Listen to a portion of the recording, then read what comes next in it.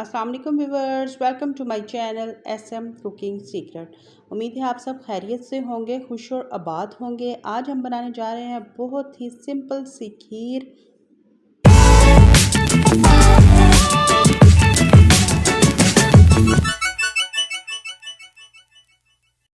यहाँ पर मैंने चावल लिए हैं। चावल को मैंने ओवरनाइट डिप किया था। 4 मुट्ठी भर मैंने चावल लिए हैं। क्वांटिटी ये रखी है। 5 किलो के करीब यहाँ पर दूध है। और यहाँ पर मैं क्या करूँगी, जूसर जग में चावल डालेंगे और आपने इसको क्या करना है, दरदरा सा पीसना है बस। और यहाँ पर मैंने 5 किलो दूध लिया है और सिंपली तरीके से आज बनाएंगे जो हमारी नानी दादियाँ अपने ज़माने में बनाया करती थी। ना ही बीच में कोई एसेंस डलता था, ना ही कोई इसमें कस्टर्ड डलता था। सिंपली तरीके से खीर बनाई जाती थी। 10 अदद यहाँ पर मैंने इलाचियों के डाले हैं, उनका ऊपर से हमने मुंह खोल दिया है, ठीक है। और अच्छी तरह से आपने बीटर चलाते जाना है ताकि नीचे खीर लगे भी ना। खीर का सिर्फ ट्रिक ये है कि आपके जो जिस पतीले में या जिसमें भी आप बना रहे हैं उसका पैंदा मोटा होना चाहिए ताकि जो खीर है आपकी नीचे ना लगे।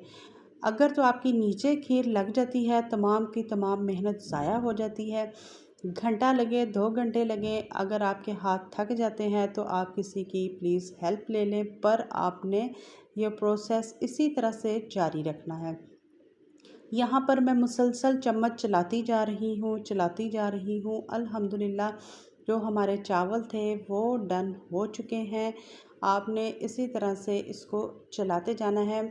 अगर तो आप इस स्टेज पे आकर इस इलेक्ट्रिक हैंड बीटर चलाना चाहते हैं तो वो भी चला दीजिएगा, लेकिन मैं इसी तरह से इसको अच्छी तरह से पकाऊंगी ताकि इसका टेस्ट ज़्यादा से ज़्यादा निकले। लाइक करें, शेयर करें, सब्सक्राइब करें, बेल आइकन का बटन ज़रूर प्रेस करें ताकि मेरी हर आने वाली नई रेसिपी आप तक सबसे पहले पहुंचे। यहाँ पर आप देख सकते हैं कि कितना ज़्यादा दूध था, अब उसकी क्वांटिटी कितनी कम रह चुकी है। बस वजह यह है कि आपने मुसलसल इसमें चम्मच चलाते जाना है और बिल्कुल मीडियम टू स्लो फ्लेम आपने चूल्हा रखना है, ठीक है। 5 किलो दूध था, 2 किलो मैंने चीनी ली है और 4 मुट्ठी भर मैंने लिए थे चावल। ओवरनाइट हमने इसको डिप किया था। दोबारा मैं इसकी क्वांटिटी बता रही हूँ। पहले मैंने चीनी डाली थी आधे से भी ज़्यादा, ताकि मीठा ज़्यादा ना हो तो हम इसको स्किप कर दें, चीनी को छोड़ दें। लेकिन मीठा मुझे हल्का लगा है, इसलिए 2 किलो की 2 किलो चीनी ही एज़ इट इज़ इसमें शामिल हो जाएगी। अब यहाँ पर ये बस लास्ट प्रोसेस है। जैसे ही पानी चीनी का ख़त्म हो तो आपने यहाँ पर इसी तरह से, मेरे पास ये जो खोए के पेड़े थे, लास्ट में मैं ये शामिल करूँगी। अगर आपके पास ना हो तो नो प्रॉब्लम, आप इसमें नीडो शामिल कर सकते हैं।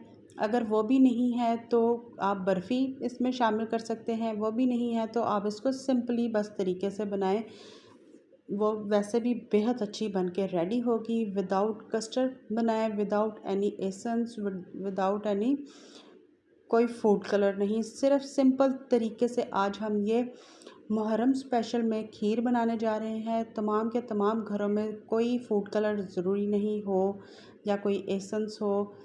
सिंपल तरीके से खीर बनाएं, इंशाल्लाह ताला ये खीर आपकी बनके बहुत अच्छी रेडी होगी। यहाँ पर आप देख सकते हैं हमारी जो खीर है अभी भी थोड़ी सी उसमें कमी थी। मज़ीद 5 से 10 मिनट मैं इसको और कुक करूँगी। अल्हम्दुलिल्लाह यहाँ पर आप ये मोल्ड भी दे सकते हैं, हमारे रेडी हैं।